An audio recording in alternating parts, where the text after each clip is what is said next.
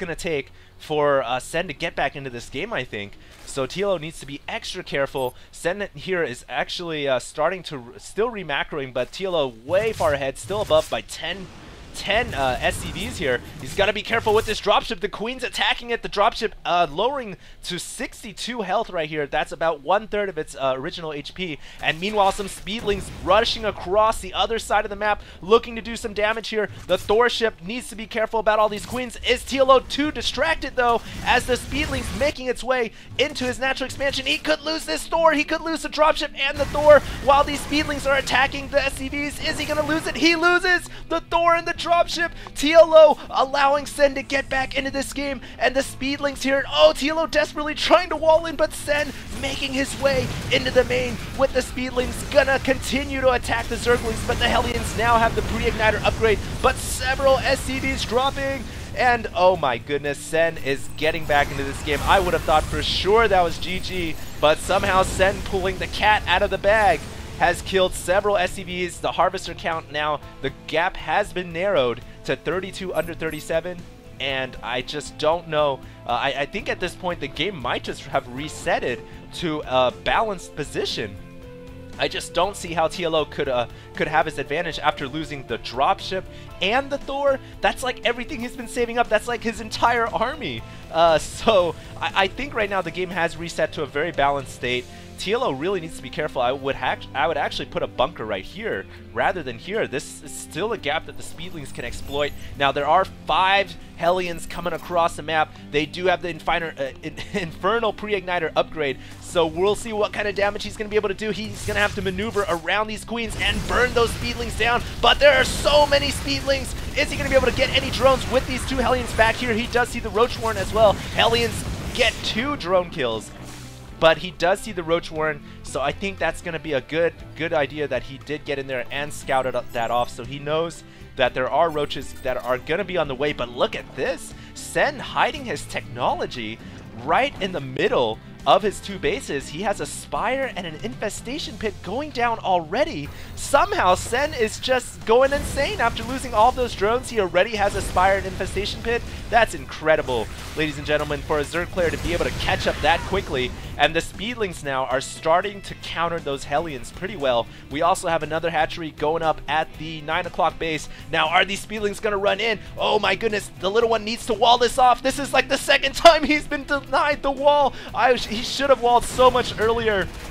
And the speedlings once again getting into the SCV's face. The SCVs do not like this at all, as they were happily mining, but now disturbed by the Zerglings. Several SCVs going down there. Harvester count now dead even. So Sen now has bought himself right back into this game. It is pretty much even balance at this point. If you guys had any doubt in your mind after Sen lost probably over half of his drone count, it is definitely well balanced. And if Sen can get this gold expansion mining, wow, TLO is just going to be in a world of hurt. But now there are Mutalisks on the way from that Spire, so he has transitioned into Mutalisks off of 2 hatcheries. We're going to see what kind of damage Sen can do, but looks like TLO already prepared with his Thors. Does he know about the Mutalisks? He doesn't even see the tech buildings right here, but where are the Mutalisks? Oh, okay, so Sen falling back once he scouted with this Overlord.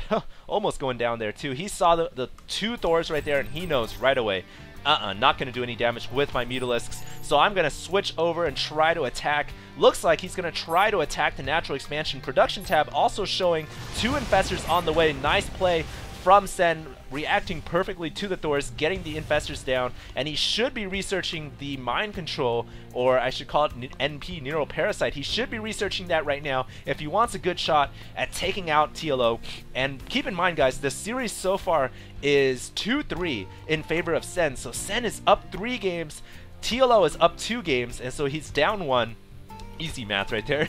But basically, whoever wins this next game, should Sen win it, he is going to win the Casper Sky Cup Finals. And if TLO wins it, then it is going to go down to a 7th and final ace match. Banshee there getting taken out. I'm not sure how many kills it was able to get, but look at this. TLO sneaking a Viking in here with only a measly 17 HP. Gonna pick off about 2 drones before it goes down to the Queen.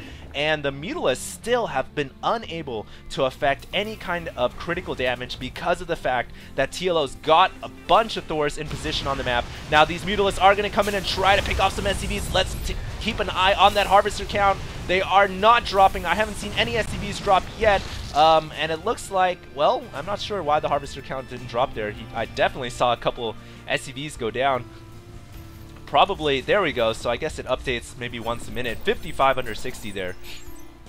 So let's see what TLO is going to be able to do. It looks like he does have another command center, and it is floating off to go to what seems to be the 3 o'clock gold. Meanwhile, Sen has been mining happily off of this expansion. He is getting a lot of income from this gold expo, so TLO really needs to make something happen with this expansion. He cannot allow the Zerg player to hold on to 3 bases. He is going to move in with these Hellions, but he's going to encounter the Wall of Roach, and that is a pretty strong wall against Hellions. So TLO actually gonna swap, and I guess he's gonna try to grab this expansion. I'm not sure why.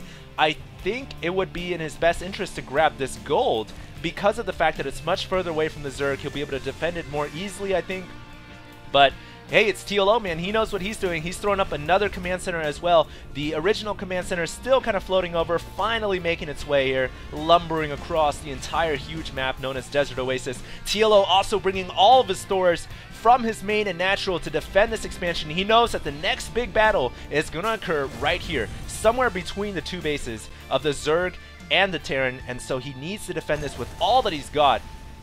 And look at this, he does have a ghost as well, and so this is what I was saying in one of the previous games in this series. TLO needs ghosts to EMP or snipe the infestors. It takes 2 sniper rounds to kill an infestor or an EMP to prevent it from mind controlling, and here we go. He does EMP the infestor. The infestor has no energy to mind control. The roaches are just going to go down to these 4 Thors, Hellions, and siege tanks, and more infestors coming in, but they are late to the party. Sen miscontrolling and mismanaging his units, realizing that his original infestor ran out of energy, and then just kind of ran more infestors in there in a Congo line just to die to the Terran ball. And now the gold expansion in serious trouble as TLO is pushing forward with a 141 supply army. Sen at a measly 132. Sen is in huge trouble here. Is he going to be able to hold? His speedlings are absolutely worthless. He is even pulling drones off the line. I